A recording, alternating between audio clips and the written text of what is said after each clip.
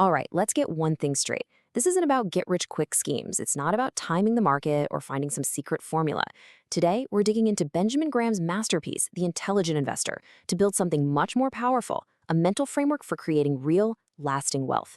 This has nothing to do with complex algorithms and everything to do with a better way of thinking. So, I want to start with a question for you. Imagine this: no charts, no spreadsheets, nothing. Just you, a CEO, and 30 minutes. What would you need to ask to decide right there if you were going to buy their entire company? Think about that for a second, because your answer gets to the very heart of what this is all about: the power of deep thinking over just reacting to the noise. Okay, let's dive in with what is probably the single most important distinction Benjamin Graham ever made. Seriously, everything else we're going to talk about today is built right on top of this idea. And the question is simple: are you an investor or are you a speculator? Now, this is where Graham gives us crystal clear rules. For anything to be called a real investment, it has to pass 3 tests. They are non-negotiable. First, you've got to do thorough analysis. You have to do the homework. Second, it has to promise safety of your principal. We are not playing roulette here. And third, it needs to offer an adequate return. Not a crazy, spectacular one, but a solid, satisfactory one. And let's be absolutely clear on this: there is no gray area. It is not a spectrum. If what you're doing fails even one of these tests, Graham is blunt. You've left the world of investing, and you've walked straight into the casino. It's speculation, plain and simple.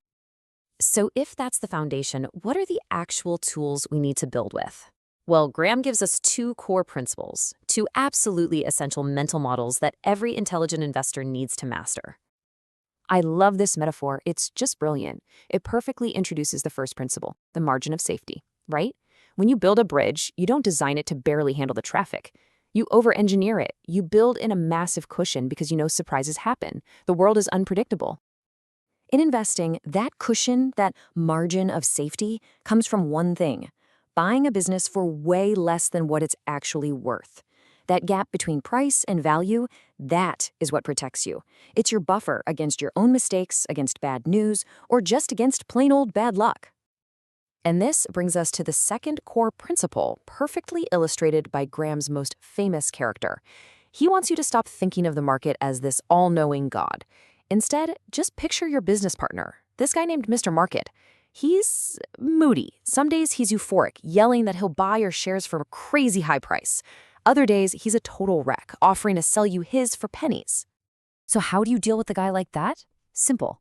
Your job is not to predict his mood. It's to have the discipline to take advantage of it. Step 1, you listen to the price he's offering.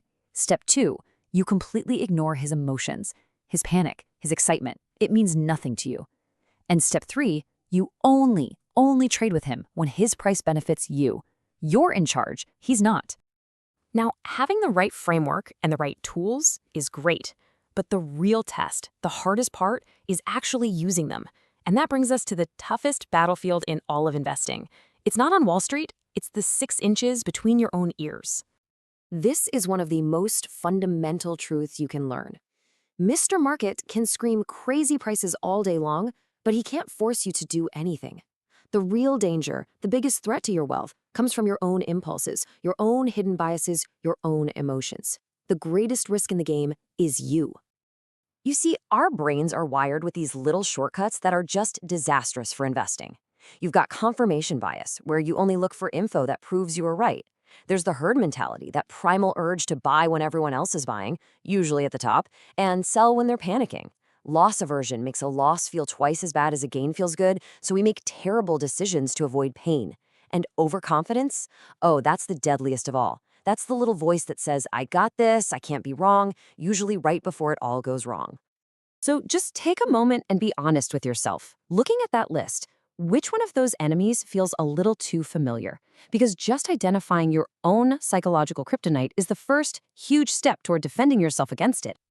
Okay, so once you've started to wrestle with the enemy in the mirror, it's time to turn our attention outward.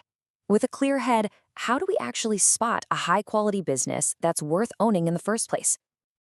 An intelligent investor is looking for some pretty specific things. A simple, understandable business model. And here's a fantastic rule of thumb.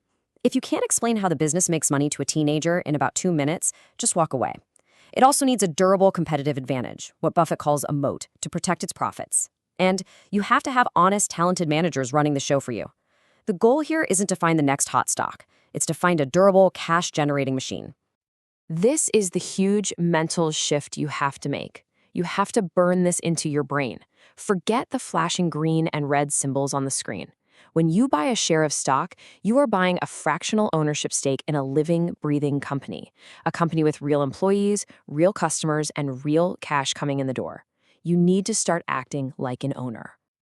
So we have the philosophy, we have the mental tools, and we have a checklist for the business. But what's the glue that holds all of this together? Let's bring it all home by focusing on the most important piece of the puzzle, the kind of temperament you need to win this game for the long haul. And what's really amazing is that none of this is about having a 180 IQ. It's about character. It's about having independent thought, so you can ignore the screaming crowd. It requires a discipline of steel to stick to your rules when it gets tough. You have to be a lifelong learner. You have to have profound humility to admit when you're wrong. And maybe most important of all, you need extreme, almost unnatural patience. I mean, this quote just says it all, doesn't it? The stock market isn't a sprint. It's a marathon. And over the long run, it is a ruthlessly efficient machine that systematically takes money from people who need action now and gives it to those who have the discipline to simply wait. And this is the ultimate takeaway. Your number one goal isn't to hit home runs. It's to never strike out. It's to stay in the game.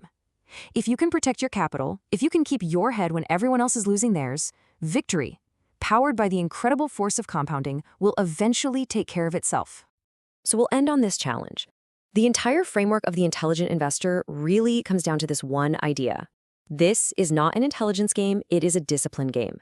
The real question is not, can you outsmart the market? The real question is, can you master yourself? Are you ready for that battle? If you're into finance and crypto, don't forget to like and follow my channel. I'll share smart investing insights every day.